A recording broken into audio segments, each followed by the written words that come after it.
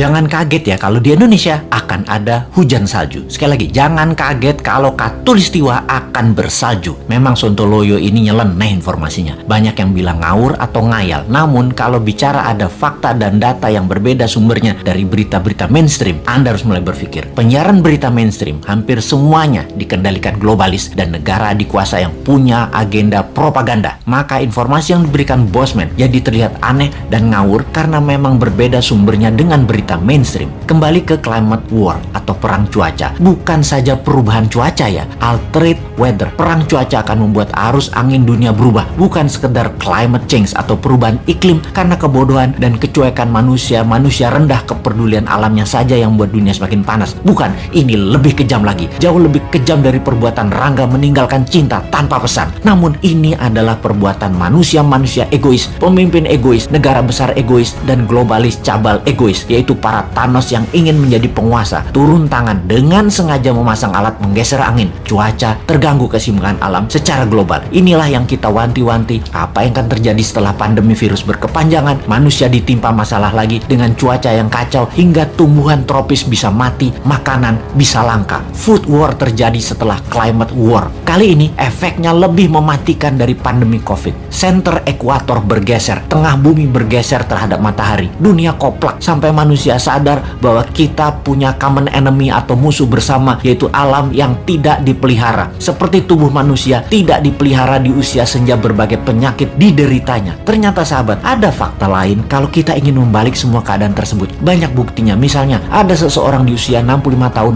baru mulai hidup sehat. Di usia 80 tahun usia biologisnya, tetapi body age-nya seperti orang berumur 30 tahunan karena dirawat dengan baik walaupun mulainya dari umur 65. Dia makan sehat, olahraga, dan lain sejenisnya. Sekali, padahal selama 65 tahun hidupnya berantakan, namun ketika diputuskan berubah 180 derajat, balik arah, semua bisa jadi muda lagi, sehat lagi. Dunia pun sama. Selama ini dunia tidak dirawat oleh manusia, maka penyakit bumi itu banyak. Hal inilah yang membuat bumi menua dengan cepat dan menjadi renta. Tapi bukan tidak bisa disembuhkan. Bisa, selama kita semua sepakat berjuang memperbaiki. Indonesia di tahun 2045 adalah pemimpin yang akan memimpin perbaikan alam dunia ini semua. Untuk itu, New Mind selama 24 tahun ke depan hingga tahun 2045 akan pegang kendali utuh, menyelesaikan masalah dalam negeri dan luar negeri, menyetop kegilaan Amerika dan Tiongkok, serta menyetop globalis cabal. Ini bukan impian kosong. Ini mungkin impian segelintir orang awalnya. Namun, ketika 1 juta orang percaya, akan jadi collective belief. Ketika 10 juta orang pertama, kekuatan keyakinan makin besar. Dan ketika 100 juta orang percaya, maka Indonesia akan bergetar. Ketika 270 juta orang Indonesia percaya, Indonesia menang. Dan ketika 1 miliar manusia percaya, dunia semakin sehat. Ketika 5 miliar manusia sepakat, maka dunia damai selamanya. Saat ini, silahkan kalian percaya dengan pejabat yang mendukung penyedot nikel dari tanah air tercinta ini hingga 3 tahun ke depan, supaya musnah cadangan nikelnya. Silahkan dukung. Tapi kalau mau Indonesia baru, dunia baru, siapkan konsep bernegara yang membuat Indonesia akan menjadi negara superpower. Ubah pola pikir lama dan semua pejabat incumbent termasuk yang mencalonkan di tahun 2024 yang dari incumbent. Mereka semua pikirannya lama. New Mind,